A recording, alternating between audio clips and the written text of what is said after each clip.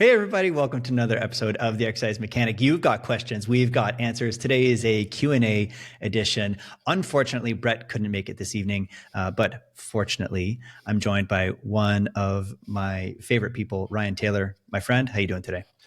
Good, man. How are you? Pretty good, pretty good. We got some questions. I know that you polled folks on your personal Instagram. Thank you so much for doing that. Why don't we just let's dig in right away. Great. We got a bunch of questions, wide variety of topics. I'm going to start with maybe a bit of a curveball. We actually got a bunch of sport questions, which is fun. Sweet. I shouldn't say a bunch. We got a few sport questions. So you and I have talked about this before. So who's the GOAT, LeBron or MJ? Oh man. I mean, do you want me to go? Well, I'll go first, I guess. Yeah. So the what I will say is I don't know the stats as well as you do, Bry. But what I will say is I'm gonna say Jordan because I know that he has a lot of fantastic stats to support it, and I won't be able to rhyme them off, but I absolutely know they exist. And he really changed the game, I think, more than LeBron. If we look at like the legacy that he has left on the sport and how much of a disruptor he was, I think that he's more of a disruptor and in a very positive manner for the sport. So that's why, for that reason, coupled with his just incredible kind of like objective statistics, that's why I would say MJ. How about you? Yeah, I think this is obviously a six one way, half a dozen the other kind of answer. For my whole life, I've said MJ. I would say I'm probably 50-50 now. Okay. I think that LeBron's longevity plays a role in it because LeBron was 18 when he first joined the Cavs. MJ had a 4-year college degree, so he was 22. MJ was effectively like retired by 35. LeBron's 40 and still putting up all NBA numbers. So Totally. the Yeah. longevity piece, I think, is insane. Mm-hmm. MJ, his peak is probably a little bit better. That like 6-year title run, as well as I think he had 1 year where he won. It was like MVP, the scoring title, defensive player of the year, like something crazy. My one argument outside of longevity for LeBron, and it's not the hill I'm going to die on, but I think makes it an interesting conversation, is MJ won all 6 of those titles with Phil Jackson as his coach and the triangle offense. LeBron won 4 titles with 3 teams with 3 different coaches and 3 different offensive systems. True. So in terms of like a guy who can go in, by the way, I think LeBron is the cringiest dude like off the court. Like I know he's never had any controversy, and I think that that's actually a huge part to his legacy. Yeah. But he is a total like wine mom. Okay. But if I ignore that, the fact that he can play basically in any system and make you a championship contender, it's a strong argument for him in my eyes. So I would agree. I didn't know that. That's really impressive. yeah, Because, you think of like very similarly in people's lives, when we're coaching clients through challenges, sometimes you need to give them some hard truth and to be like, listen, you're the problem, right? And one of my favorite expressions or sayings for that is that if it smells like shit everywhere you go, check your feet. And so it's kind of like the inverse with LeBron, where it's like everywhere he goes, success follows. And so like, absolutely, he has something to do with that. So that's really cool. I appreciate you sharing that. Next question. All right, I'll move away from sports. There's a couple others that are fun. So we actually got a lot of questions related to retatrutide and GLP-1. So I'm going to do my best to kind of condense them into sort of 1 or 2 questions. Those videos are really hot on YouTube, by the way. Over the past 2 to 3 days, I've been getting a lot of feedback from folks that really loved Dean's episodes and people that would like to learn more about it. So we're going to see if we can get him on perhaps for a part 3 and maybe do some Q&A with him as well. Amazing. But yeah, go ahead. Yeah, so I'll kind of condense this as best I can. So essentially, what do you think about some of the stigmas around GLP-1 use and people saying that you should only lose weight the old fashioned way. So kind Yeah. of combining a couple of questions in one. Sure. Yeah. So what do I think about the stigma around it? And then perhaps the value of going about things, quote unquote, the old fashioned way? Yeah. Yeah. So I think that the stigma needs to go. I think that, like, very much like our perspective that we have with exercise selection, and training styles, et cetera, is that they are just tools. So the degree to which that you have like an emotional attachment to either pro or anti GLP-1 is the degree to which you're going to be stuck in some way, shape, or form. So I think the more interesting question, not in relation to these questions, but I think the more interesting question to ask ourselves is just, when might I use it and when might I not? Now, and that kind of brings me, I think, to my kind of second thought associated to the second part of the question, which is like, what's my stance on perhaps the like doing things the old fashioned way in contrast using the GLP? Well, I think that if someone is presenting a little bit of a pattern of like avoiding doing the hard work, because the truth is that going on a GLP-1 isn't a magic bullet. Like, it's a facilitator, and it has the possibility of helping, but there still is effort that's required. There still is lifestyle change.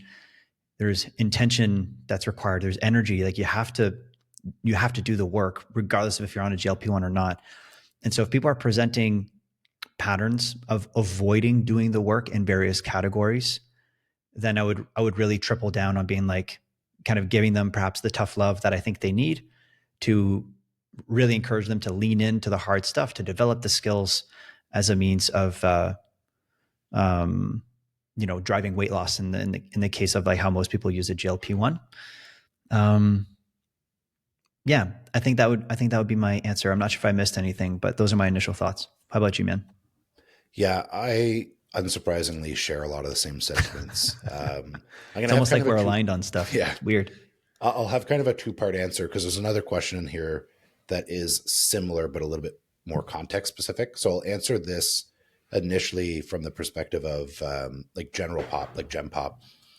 Um, Much like you said, I actually think there's a bit of a fallacy around the prescription of these drugs, that physicians are prescribing them recklessly and haphazardly, which Mm. we've had the opportunity to have, Dr. Crystal on here. I've spoken Mm-hmm. with her in person about this as well, and at least from what I've seen online, the consensus is the conversation always starts with lifestyle.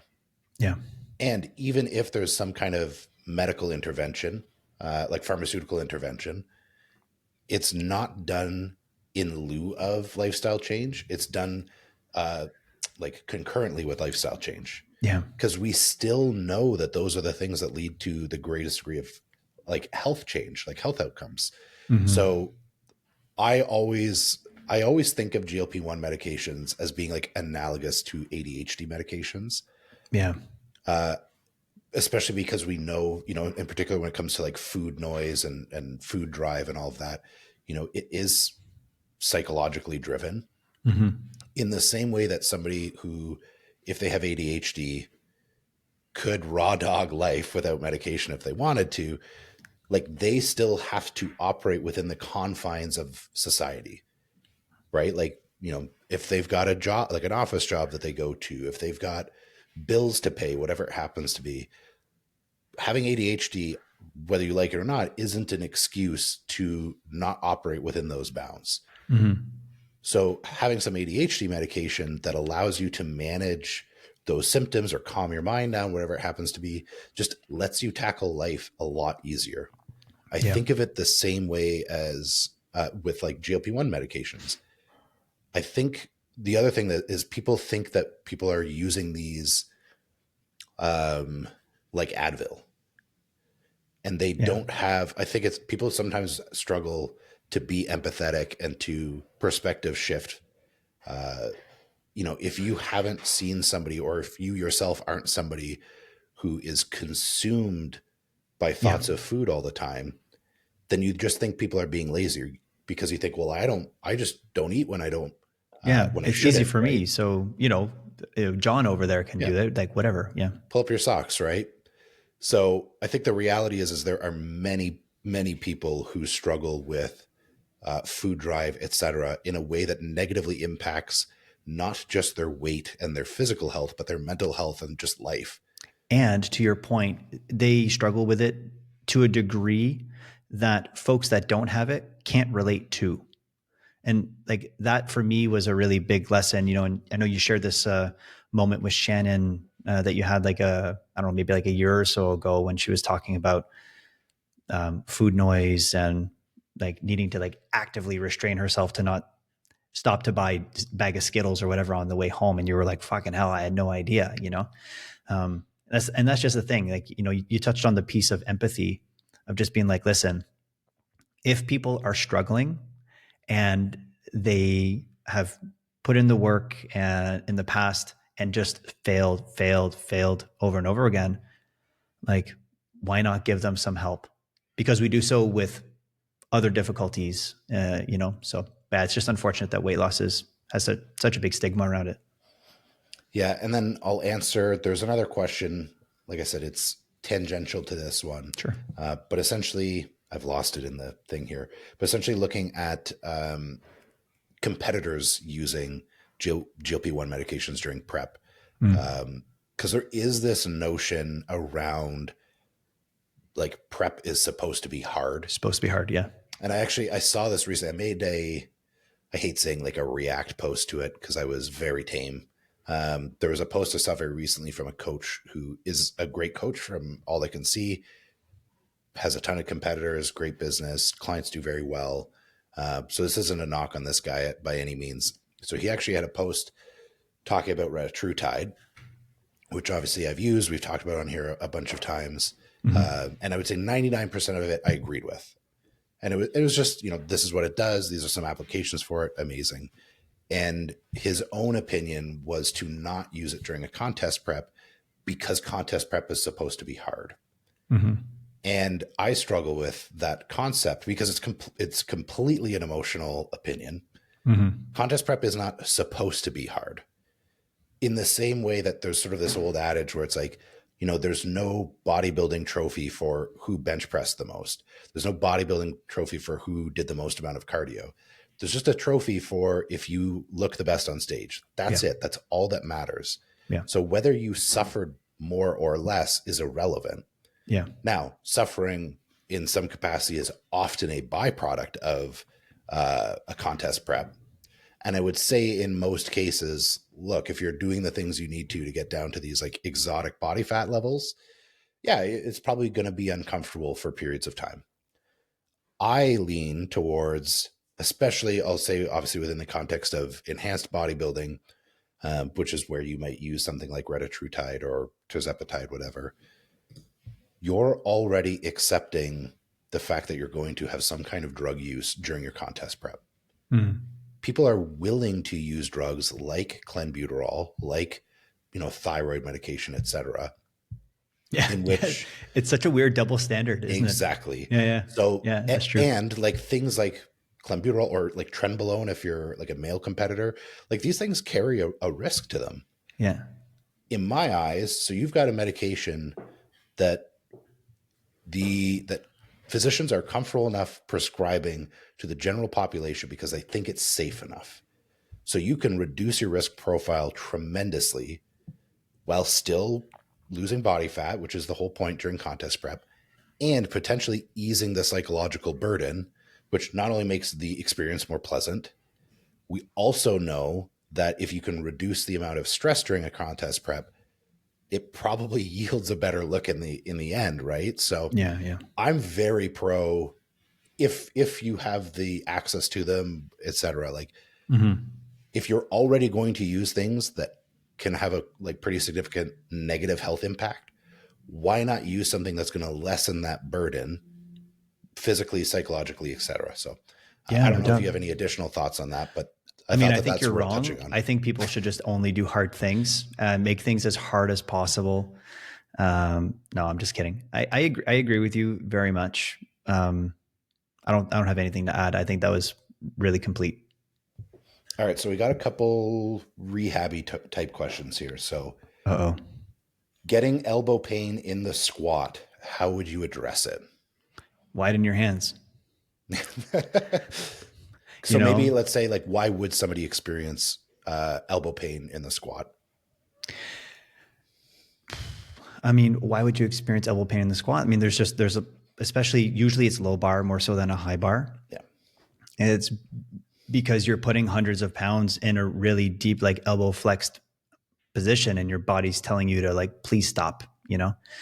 Um, that's really what it is. It isn't indicative of there necessarily being a structural issue. So I think that's an important thing to flag.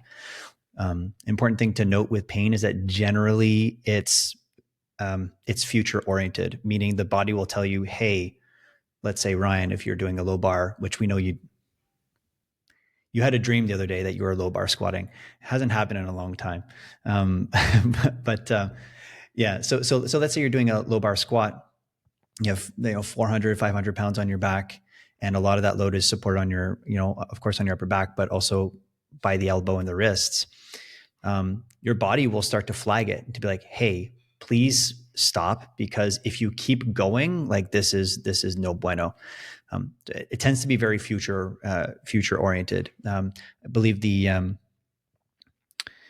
definition, if I remember correctly, is that pain's a sensory and emotional experience that's associated with actual or potential tissue damage, and that's coming from Professor Lorimer Moseley. So the important part of that is that it's associated with either real or future potential imminent, right? So the big thing that I would say is if you have it, try perhaps, look at a few different things. Number one, can you vary your grip width on the bar?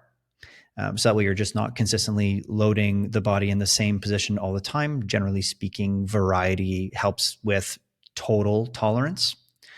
You could look at also, how would I say, not just low bar squatting, but try incorporating more high bar, safety bar, etc., as a means of still loading the body in a squat, but not imposing the same loads on the elbow. You could also try locally, like loading the elbow perhaps to a greater degree in training. So more resisted elbow extension and elbow flexion work, in pronated and supinated and neutral positions as a means of just hopefully increasing local tolerance.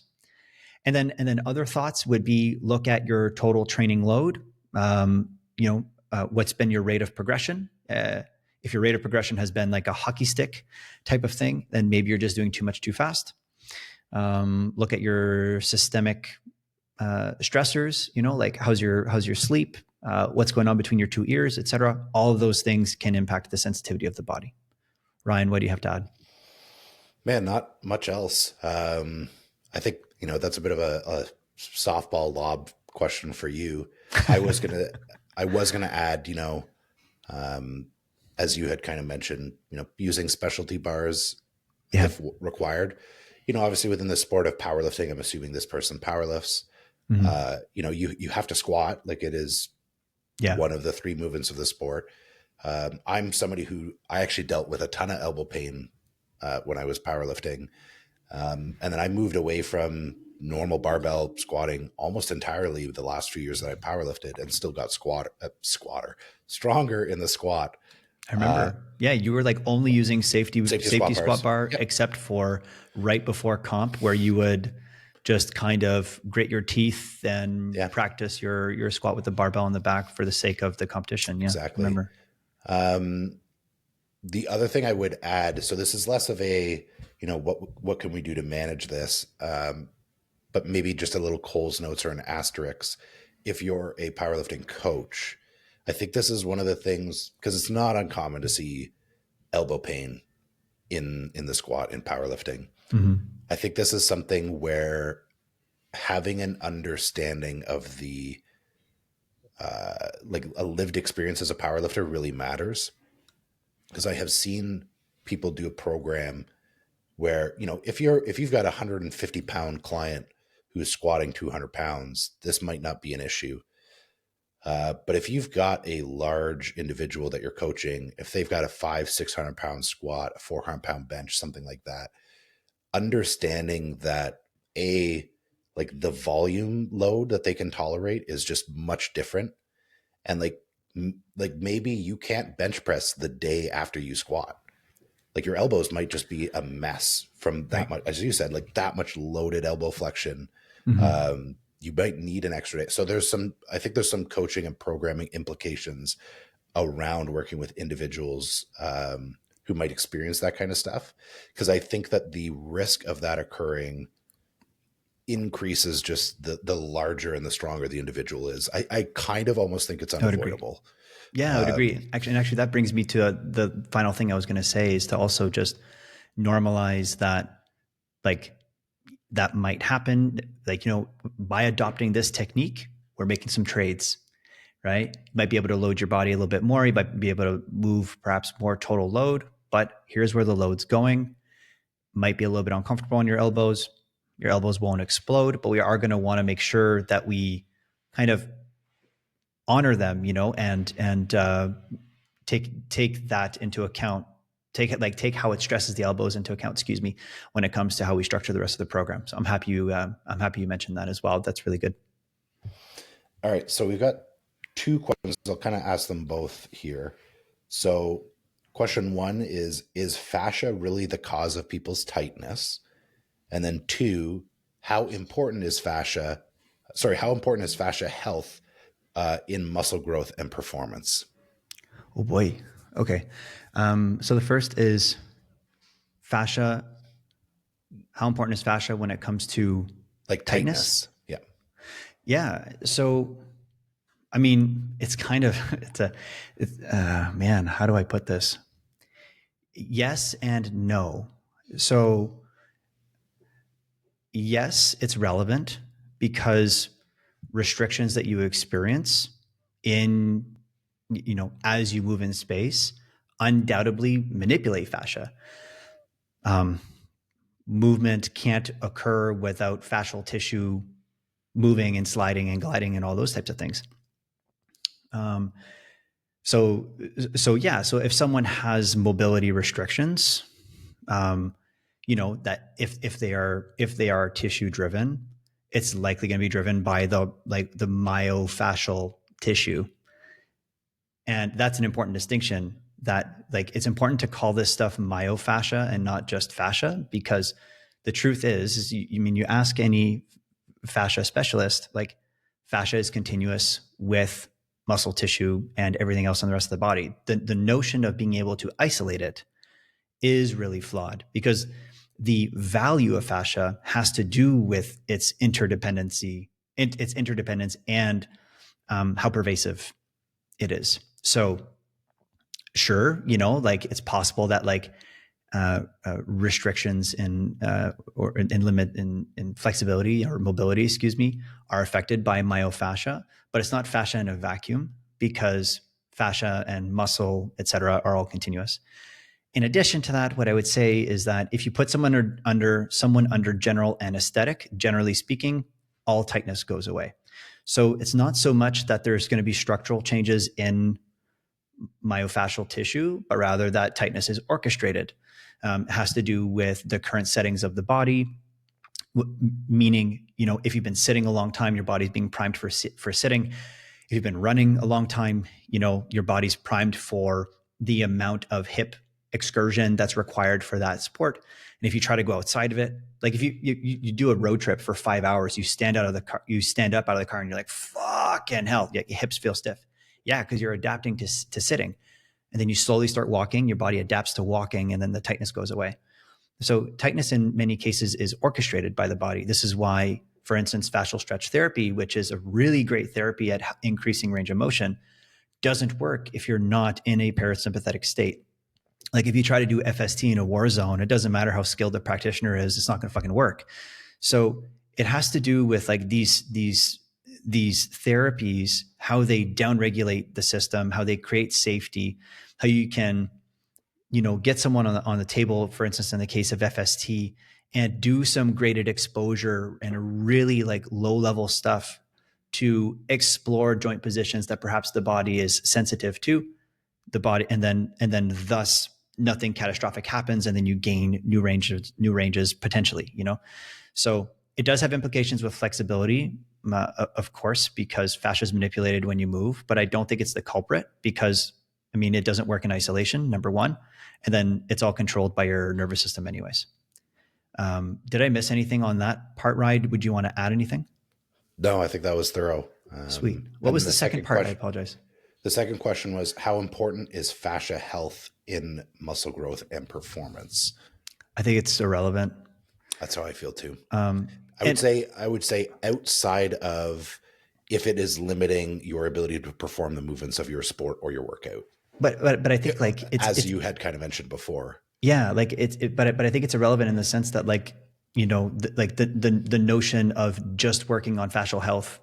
True. Yeah. Is also true. Like, you know, if you go get a massage, you're not just addressing muscle tissue, fascial tissue. It's one of my mentors used this analogy once I thought was really great. It's like, you know, if you take like the most beautiful hamburger in the world, and you know, you got like 2 slices of bread, you got some meat, lots of layers of meat, you got like lots of lettuce and tomato and onion, and you got a fried egg, you got all of your favorite stuff. Imagine the perfect burger, and you squish the burger.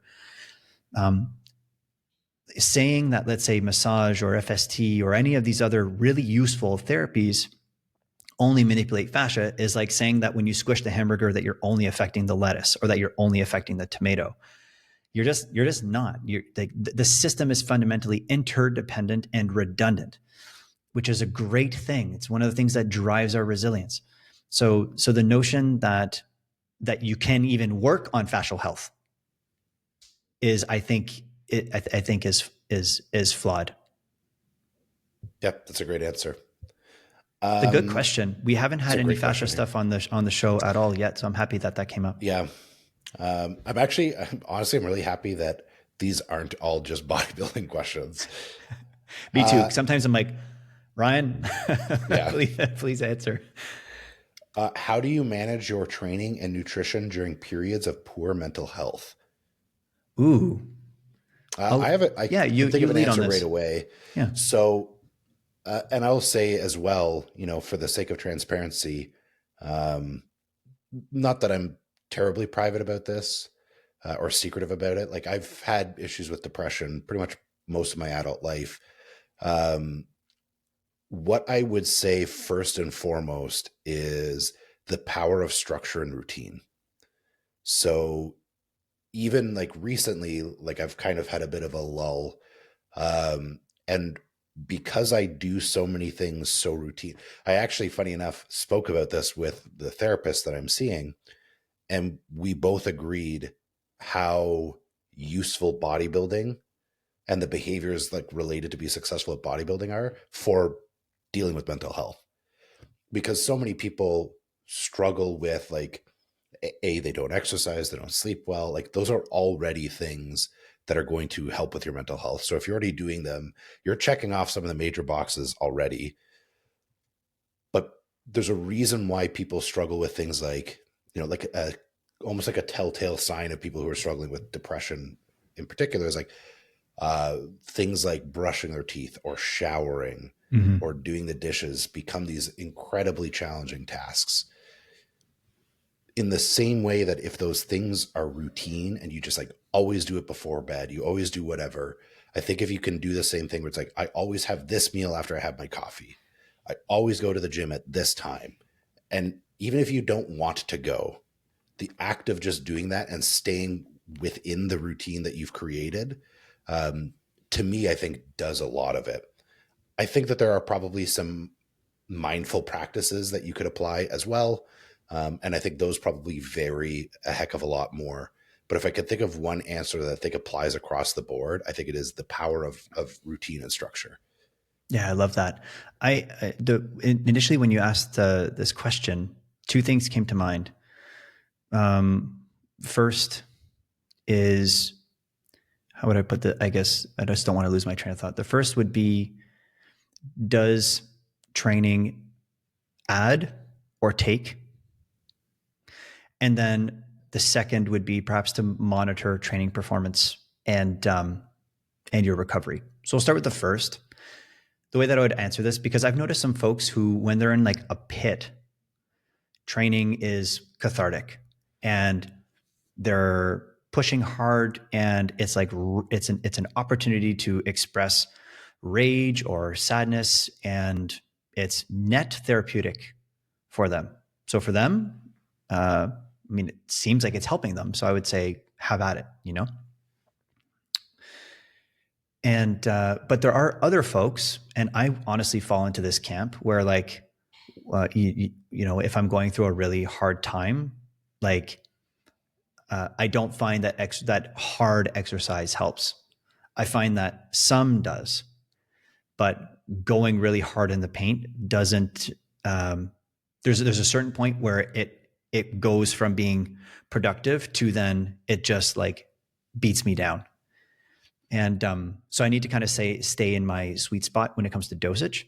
So, you know, if this person or others are kind of in that camp, what I would say is that you're just going to want to manipulate training volume, training intensity, you know, maybe choosing exercises that this is one thing that Dr. Jordan Shallow, I think, has talked about on many occasions, like intentionally choosing less stable exercises or exercises you're less familiar with because you can't load them, which can be great as a means of injecting more novelty and variety. And then also because you suck at the exercise, you can't load it very much. So it doesn't create a lot of systemic stress. So you can kind of like check a lot of boxes there. So I would say, depending on if it adds or takes from you, that would be, you know, how I would make one of the decision. And then the other, once again, is just monitoring training performance. Like if you're completely burnt out and your training performance is just tanking because of what you're going through, perhaps you're not sleeping, you're not eating enough, maybe you're super sore, et cetera, from your training, then I would say then you're going to want to make some different training decisions at that point. Yeah, I think that's a great answer. One thing I was thinking of while you were talking as well, this may be a bit more specific to me, so I don't know. Maybe this speaks to other people, maybe it doesn't. A very conscious thought that I will have is, because I'm probably somewhere in the middle where like I don't know if training really hard feels cathartic. I definitely will want to stay home or something like that. I at least have this voice in my head that is whether I want to do this thing right now. And sometimes I really don't. Yeah. And I won't want to for potentially extended periods of time. I think about doing a thing for my future self. Yeah, I like that. So I'm like, I know the version of me 2 months from now. Like if I just don't go to the gym for 2 months, I eat takeout every day, whatever, I'm going to feel so much worse at the end of this, which might actually prolong this period of poor mental health. So, and I recognize, you know, not everybody maybe has the capacity to do that, or, you know, haven't adopted the skills to do that, whatever it happens to be. But I know for myself, that's actually a very strong driver, is I think of like doing a thing for my future self, whether or not I want to do that right now. So legitimately, like there's been times, like very specifically, like leg training kind of sucks. And when you are mentally very exhausted, like that's hard to drum up the willpower to do that. And legitimately, I'll think to myself, I'm like, I'm going to be really upset 3 or 4 months from now if like my legs get smaller because I didn't go. Like that'll really bother me. So like I don't want to go right now, but I'm going to go because at least that version of me will be happy that I did.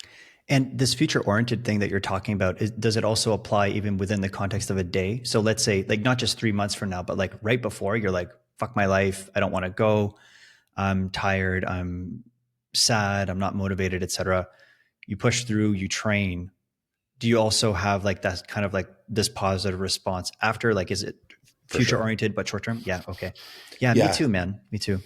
I think, you know, I've seen this loop before where it's people talking about, is it in Atomic Habits, talking about people think like motivation is the thing that precedes action, but oftentimes action precedes motivation. So I think very similar, like I'll just do the thing. Yeah. And at the end of the day, I'm like, I feel pretty glad that, and like, there's some biochemical stuff that's going to happen from exercise where you do feel better and a little bit more euphoric at the end of it. For sure. So yeah, that would be my answer for that.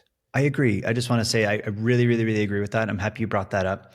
And I think that knowing ourselves is important here. Like, I think that as a rule, learning to act in the absence of motivation is important.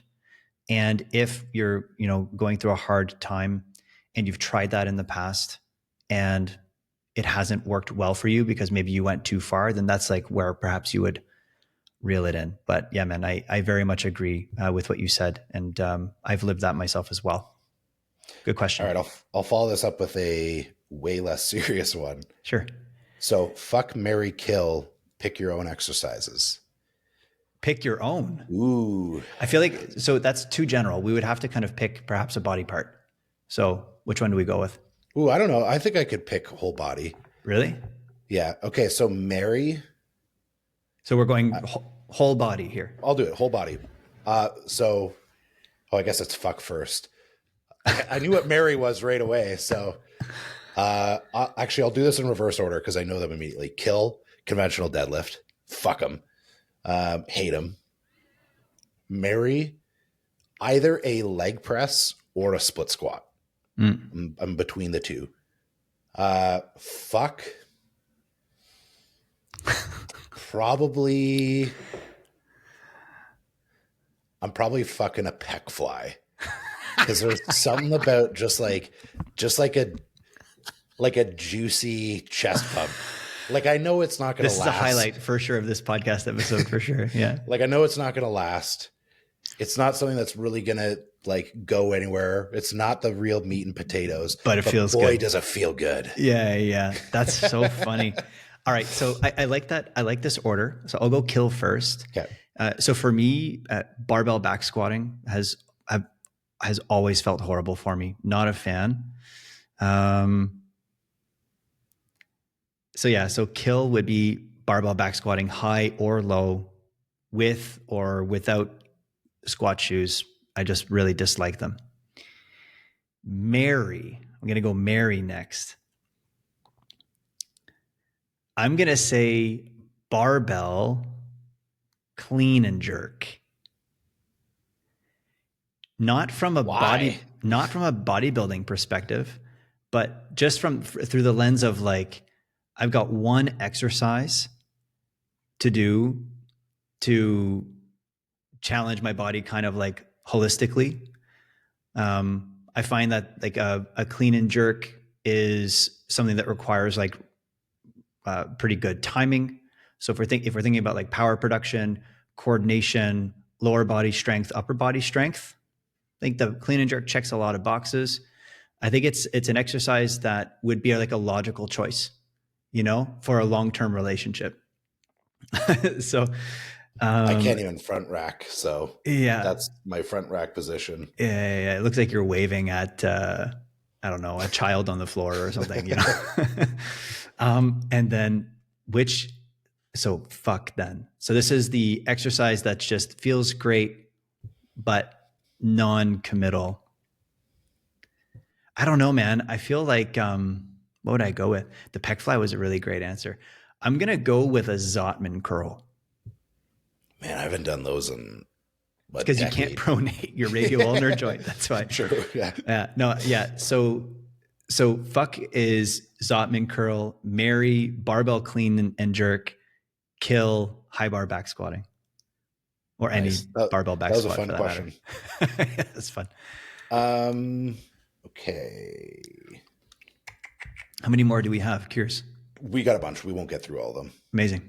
So what sport do you think has the best athletes? Rugby.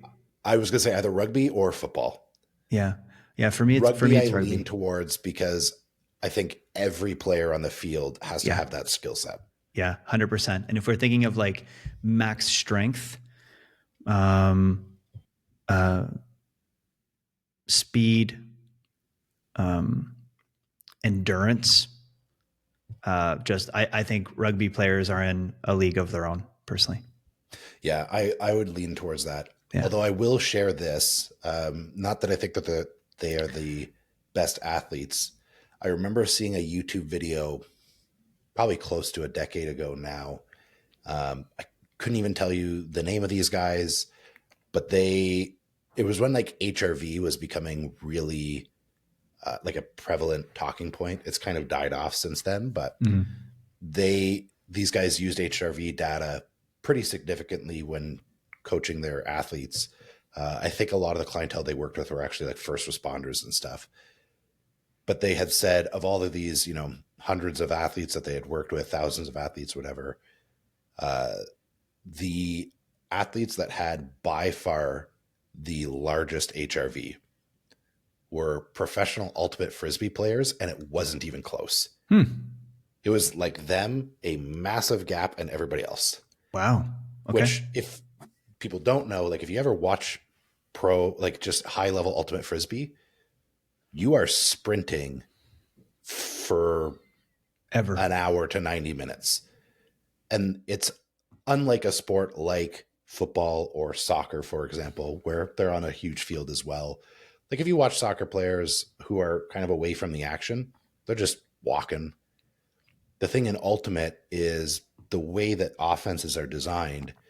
If you are stagnant, you're killing your offense. Mm-hmm. So you actually have to be running almost even if you're just a decoy. So they are Mm-hmm. sprinting for an entire game. Hmm. Obviously, they lack the size and strength of like rugby players, but Yeah. I think it's kind of an interesting note. I do think it is a much harder sport than people give it credit for. Yeah, no doubt, no doubt. I remember you mentioning that a few years back.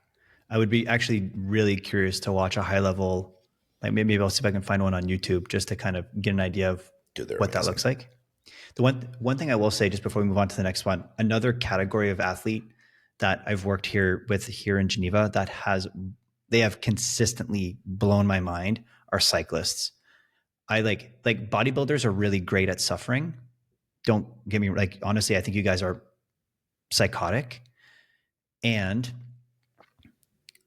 like I don't know who enjoys suffering more, cyclists or bodybuilders. But what I will say is that there's something just unhinged about competitive cyclists that like when they get into like a certain place, it's kind of like a mix of like spooky and inspiring and all that stuff. And so yeah, they're up there as well. But I hold firm with my initial answer. All right. I'll do a couple more. So I'm going to Yeah, let's do it. combine these two because they're sort of similar, which is how important is it to lift more after each workout, slash what are some signs that you're no longer progressing and you need to switch things up, because they're both kind of related to training performance and progressive overload. Sure. I have a few initial thoughts. What I would say is like, how important is it to progress after every workout? I mean, I think it's impossible to Yep. progress after every single workout. So I think it's a good thing to strive for, meaning you're pushing yourself, but don't kid yourself. Like manage your expectations. It isn't going to happen all the time. The important thing is to consistently put in the effort over time, and then and you monitor your progress. If you're not progressing over the course of like perhaps like every quarter, or every 6 months or every year, if there's no progress and everything in your life is pointing in the right direction from a nutritional perspective, lifestyle management, et cetera, then yeah, for sure, try to make some different training decisions. But like on a day-to-day micro basis, how would I say, ensuring that you progress every single workout is something to strive for, but it isn't something that's always going to happen. If anything, I think you would agree. It just doesn't Yep. happen. And, Yeah, I would. Yeah, I agree from the perspective of, I think kind of similar to how we look at like weight loss. Like if you take your yeah. weight every single day, it kind of goes up and down. Mm-hmm. So if you zoom in, it can sometimes appear as though there's no progress happening. But what really matters is like, you talk about this all the time, but like, what's the trend over a longer period of time? So, and the other thing I would say is like, what is the exercise type? So like, are we talking about a leg press where like hypothetically, like could you add 2.5 pounds? Like how much is 2.5 pounds relative to someone's 1 rep max on a leg press? Like it's fucking Mm-hmm. tiny. It's probably easy to micro progress that if you wanted to, Mm-hmm. versus a like dumbbell lateral raise where the Mm-hmm. dumbbells only jump up by 5 pounds, A right? year. Yeah, exactly. Like Yeah. I'm pretty sure I did lateral raises with 20s a decade ago, and I do them with 30s. Mm-hmm. Totally. 10 years for 10 pounds. Yeah, for So sure. I think part of that is understanding the exercise type. That's a really good point. Um, there's also something where, we're talking about strictly progress from like a load perspective. Mm-hmm. More and more, the way I kind of think of this is I'm going to lift what I'm going to lift, or my client's going to lift what they're going to lift. So I take the win if it's there. What I care about more is a high level of training intensity, complete ownership over what the exercise is, and then you just do what you do. Mm-hmm. So I think a lot of people they kind of put the cart before the horse a little bit. And I actually have started thinking of the logbook as the byproduct. So the logbook just is a description of what's my level of fitness, as opposed to what I think most people do. And I've absolutely done for a long period of time is, I benched, 315 for 10. I have to hit 315 for 11 Mm-hmm. or 12. Which is And kind then of how that question sounded, at least to me. Yeah. exactly. And I think what ends up happening is you start inevitably making some weird technique changes that I think are actually going to be in the long run potentially like a negative adaptation, Yeah. as opposed to just like bench with great technique. If you hit 9 reps, next week and 11 the week after, and then 10, like it kind of all comes out in the wash, Yeah. Um, so yeah, that's what I'd say to that. I can't even remember now the second question. Oh, if you're Good answer, not though. making progress, what should you do? Or like, what's a sign that you're not making progress? I'll keep going. You're on a roll.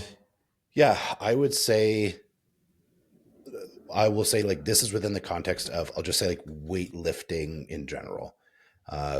Cause maybe this would differ if we were talking endurance sports. So I don't want to speak to that. Right. So I actually think again, like I don't care that much about micro progressions, or, like week to week on a particular movement or a particular exercise. I also think it's worth doing an audit, as you had said, like what's their nutrition, what's their life stress, etc. Like what's the thing potentially that we could change to potentially drive forward, like progress forward, assuming all of those things are in place the way that they need to be, and it's only training that is potentially the variable that we would have to change. A lot of it, I would say, is if you're not macro progressing larger movements over a several month period of time, potentially something to address. And that could be either increasing or lowering volume. Like it might just be that simple. Are you doing enough to drive progress, or are you doing too much that you're not recovering? There could be something where we look at technique. Is technique the thing that's ultimately holding you back? Where like maybe you were logbook chasing to the point where you then started adopting this technique that, maybe we weren't loading your quads in the way that we wanted to, but you were like bouncing off the stopper in the bottom of the leg press, something like that. You know what I mean? So that would be the other thing. I also would add enjoyment is like a big part of that. I think there's a level of just like psychological staleness. So like there are Yes. some exercises that I Totally keep agree. in because I just fucking like them. Mm-hmm.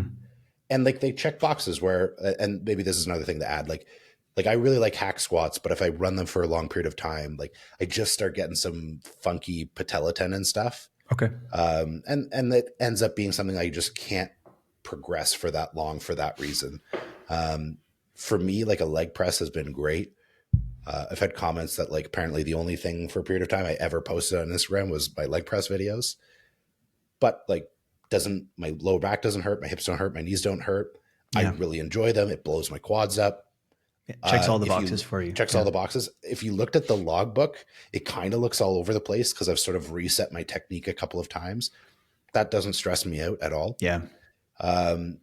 There are some exercises that I've swapped out because I would on paper be like, okay, like this is well braced, this is well aligned, this trains, something in a lengthened position. and then I do it for a couple of weeks. I'm like, this kind of feels like ass and I don't like it. Yeah. And I think that that's a valid enough reason sometimes to swap something. Yeah. Or like sometimes people just kind of get bored. Um, Obviously, there's a sweet spot there. Like, don't change your exercises every week.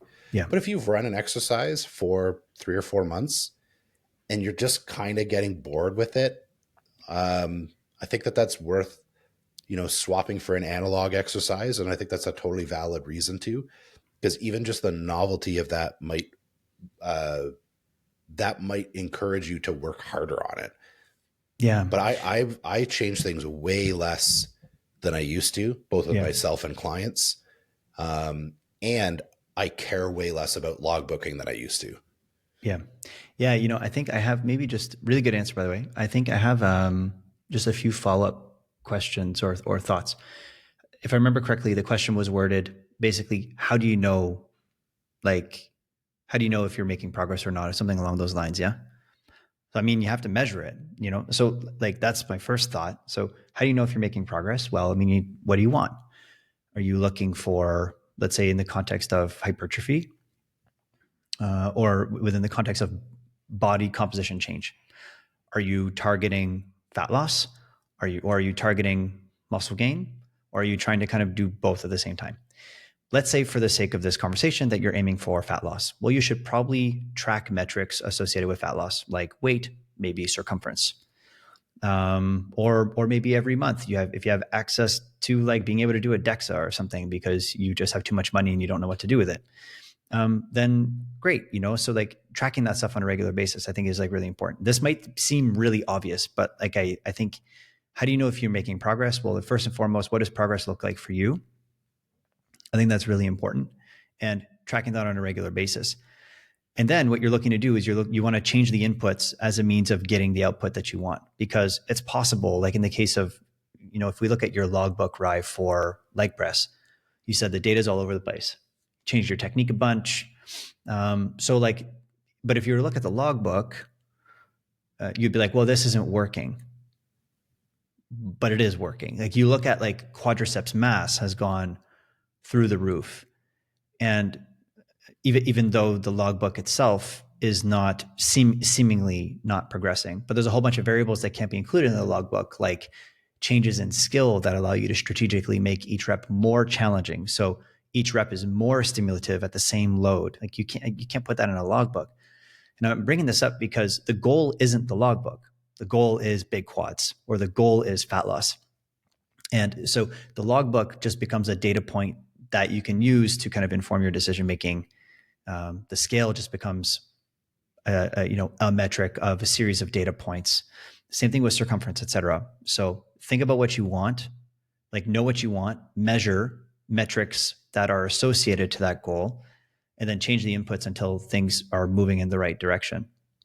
And then also, the other thing I'll say is be patient, because sometimes, you'll how would I say, you'll be doing all the right, like, leading behaviors to get a certain outcome, and sometimes change just doesn't happen overnight. And here I'm specifically kind of talking about it, I think, more in the context of performance, less when it comes to, like, fat loss, for instance.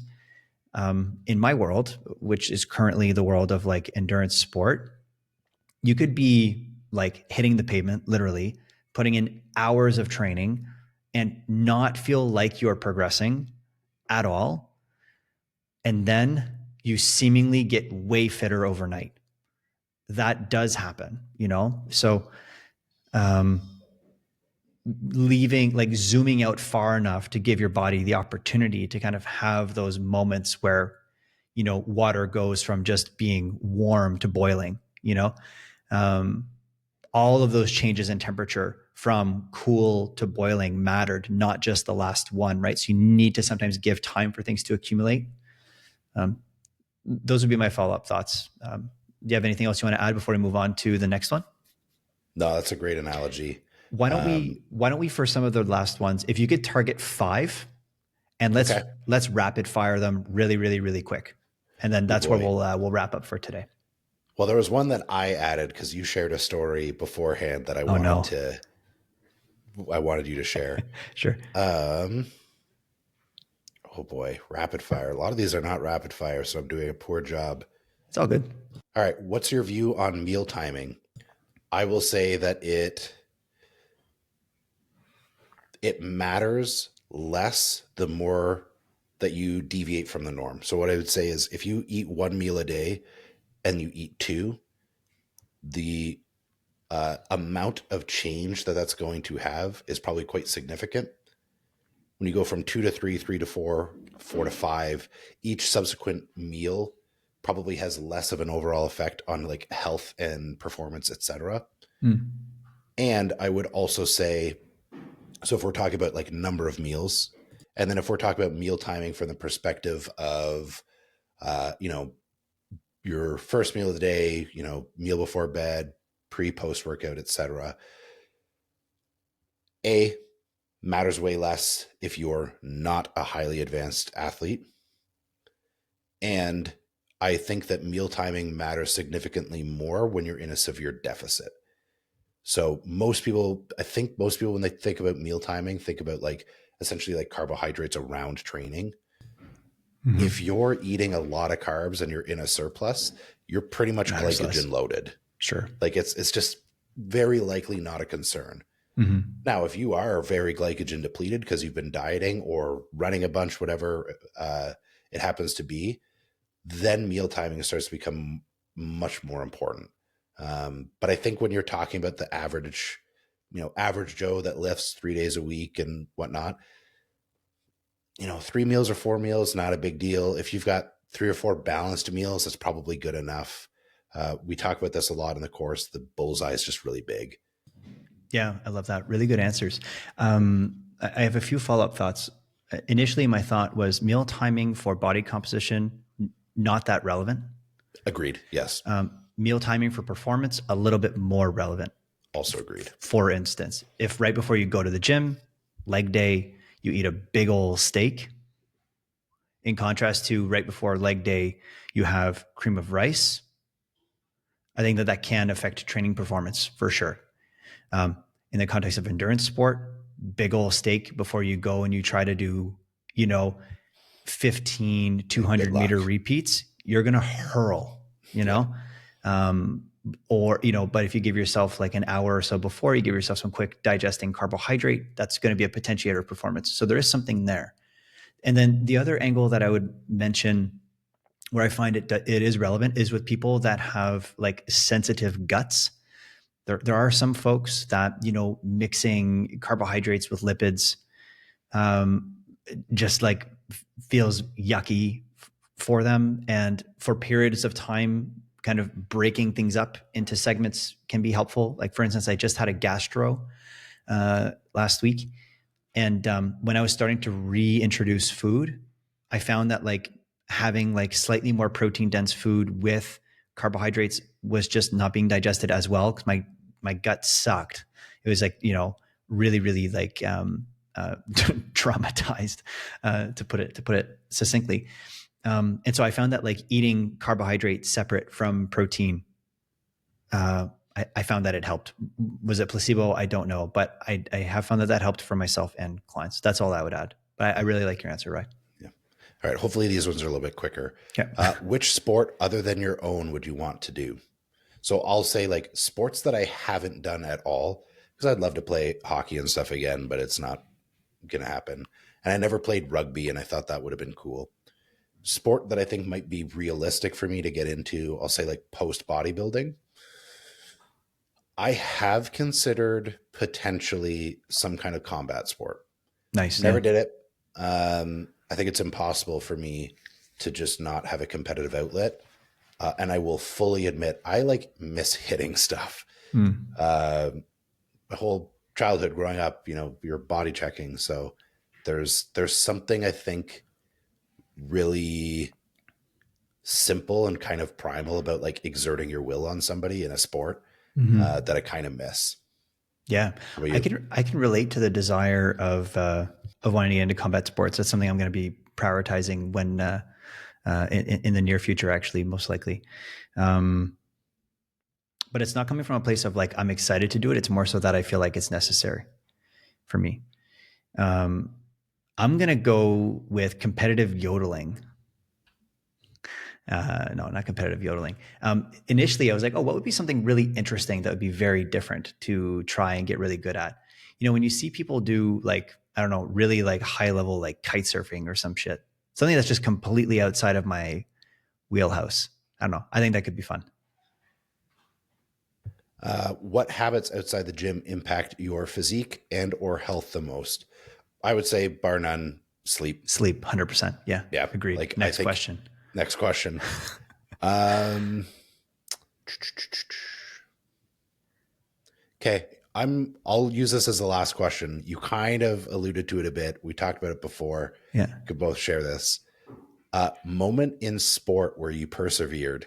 And this is me lobbing it up for you to share the story of your marathon. Yeah, Because I yeah. do think it's really cool, man. As you were talking about it, I was like, oh, that's all. Like, I admire the ability to stick with stuff in sports when like you just have to gut it out, no pun intended, Yeah. when kind of nothing's going your way. I appreciate that. Thanks, man. I have really mixed emotions about this past weekend. So, like Ryan's alluding to, this past weekend I ran my second marathon here in Geneva. I was really prepared for it. Training went really, really, really well. I like baseline kind of aerobic threshold speed was higher. Like everything, my ability to recover was better. Everything's trending in a good direction. And then on the Tuesday morning of the week of the marathon, I developed a like gastro type of thing. So, like lots of diarrhea, um, incredibly painful abdominal cramps that were like wrapping around my back. I was laying down on the floor. Like I could like barely move. It was horrible. And this is the week of the marathon when you're like, of course, supposed to be resting, but perhaps most importantly, you're looking to refuel. And I could barely eat any food. So during the week, you know, I just tried to prioritize sleep, tried to prioritize eating. Wasn't sure if I was going to do the marathon. Did a shakeout run on Saturday and decided I don't feel too bad, so I'm going to give it a go. So race starts. Everything was going really well up until about the 17th kilometer. So my pace was really good. Everything was fine. I was feeling great. But then at around the 17K mark, I was like, I'm way too tired right now at this pace and this distance. Like, this is really not good. For reference, the pace that I was doing, I could probably sustain it for mid 20 kilometers into low 30s before I'd really kind of start like hurting. It happened at 17K, right? So not even at the half marathon distance. I was like, fucking hell, this is not good. And this is really not a rapid fire, but I'll try to keep this as succinct as possible. From 17 to 21, I was really started contemplating whether or not I was actually going to complete the thing or if I was going to DNF it. And at the 21 mark, 21 kilometer mark, excuse me, because also the point that I didn't mention is that around 17K, I started getting really bad nausea. I couldn't eat my like intra workout or intra run gels anymore because they made me gag, but I also couldn't vomit. Like it was weird. I couldn't puke. I was burping. I was gassy. It was not fun. I was nauseous.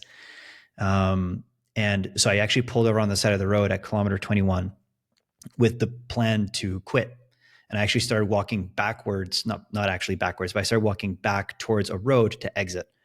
And I don't know, something in me said, like, hell you are. And I kind of turned around and decided to complete the thing. And so the following 21 kilometers was, without exaggerating, pretty well every single step or every two steps, my inner thighs, so my adductors were cramping, my quads were cramping, my hamstrings were cramping on both legs.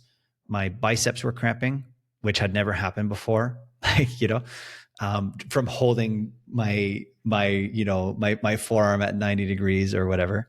My lats were cramping, and of course the all of the gastric stuff just kept getting worse and worse and worse and worse. And it was 21K of just like run for as far as I could, walk for a few seconds, 30 seconds, whatever, and then get back at it, etc. and then ultimately made it all the way back to made it across the finish line, sobbing nonetheless. Like, I was 12, 14 kilometers from the finish line, kind of turned a corner, and it's kind of like a straight shot down towards the city. And it's a road that I'd ran many times in training. And I'm like, I knew exactly where I was. And I'm just like, while running, just blubbering, by myself. Because like we talked about kind of before, fatigue reveals. And finished the thing. It was a really emotional experience, as you can probably tell.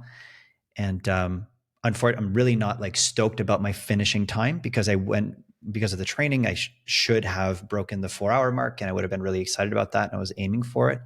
And ultimately I ended up finishing 20 minutes slower than my first one.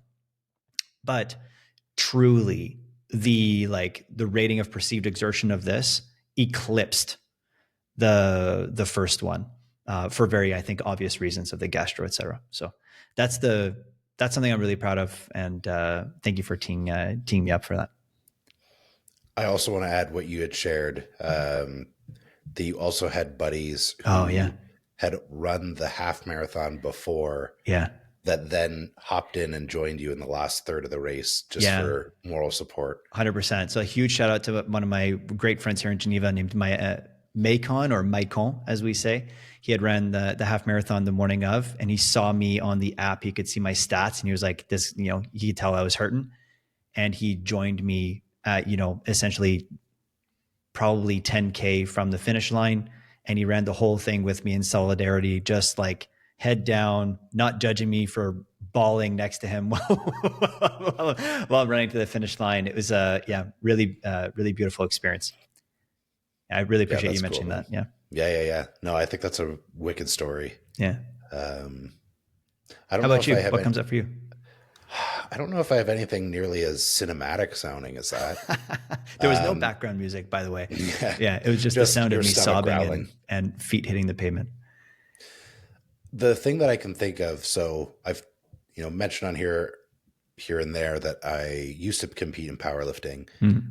Absolutely worth noting that I was very mediocre relative to Mm-hmm. people who were actually good at it. But I was very determined to put my all into it when I was doing it. So I think I trained for powerlifting for maybe 7 years or so. And my bench press and my squat pretty much always just got better. Like, I think when I first started, my bench press was like 205 and my squat was, it might have been like 335. And then those were 405 and 605 by the end, but they just progressively got a little bit better every year. So those never frustrated me. As I had mentioned with the Mary Fuck Kill, I hate deadlifting. I've always hated deadlifting. I've never been good at it. My first meet that I ever did, I actually pulled 505. I think it was like 190 pounds or something, which is like not bad for a guy that was in his first year powerlifting. And all I cared about after I just wanted to deadlift 600. Like that, like my other lifts, I kept hitting other century marks. And it took so fucking long for me to finally deadlift I think it was 605 because I just skipped 600. Mm-hmm. And then I beat that after that. But what led to that, so besides just not enjoying training it and kind of just being generally terrible at deadlifting, I believe I think it was like 2015, maybe 2014. I can't remember the exact year. I blew the shit out of my back at work, actually. I remember that. Yeah. Where like I hurt, there was 2 clicks in my back when I was training my deadlift, to the point where like people in the gym heard it, which is never a good sign. And I just laid on the floor and didn't move for an hour, and then tried to go home. Couldn't put my socks on by myself for like 4 months. Literally couldn't shit pain free. Mm-hmm. And then kind of just had this like recurring back thing for years. Like I don't think I deadlifted and possibly even squatted without back pain probably the last 4 years that I was training in powerlifting. So when I finally pulled 605, that was Was like a that at the moment. Queensview meet that you did that? That I just did in training. So It was I in training. benched Okay. 405 at the Queensview meet. Okay. Because I remember there was some hype around one of your lifts. I just couldn't remember So which that one it was was. because I benched 4 plates for the first time. Cool. Which was also cool because, again, there's people that bench 500 and 600 pounds, but I feel like if you bench 4, that feels like a man weight. So that was okay. Yeah. Yeah. But yeah, it's funny because like a 600-pound deadlift, especially like at the body weight that I was, is like not that fucking good. Mm-hmm. But I think the fact that I had stuck with it when, if anyone's ever had back issues before, Yeah. they're so frustrating. Yeah.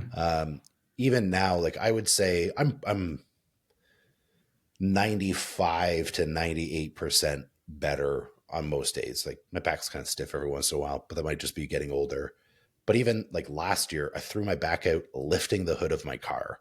So there's just like, even then I still have some recurring stuff from that initial injury, which was so frustrating. Especially because I like tried very hard. So to finally be able to crack that mark, which mattered to nobody other than me, I would say that was probably my, I guess, moment of perseverance in sport. I love it, man. Thanks for sharing that. I feel like that's a really great place to wrap up for today. Thank you, everybody, for leaving your really fantastic questions on through Instagram. Keep your eyes peeled to both the Exercise Mechanic Instagram page as well as Ryan's personal page for more opportunities to leave us questions for future Q&A episodes. Ryan, thanks again. To those listening, thank you for joining us. If you enjoyed today, please like, share, subscribe. Do all the things that help. Because ultimately the more folks that listen to this, the more trainers that we reach, the greater impact that we're making in the fitness industry, which is really what this is all about. So I hope you guys have a really great day, and I look forward to our next conversation. Cheers.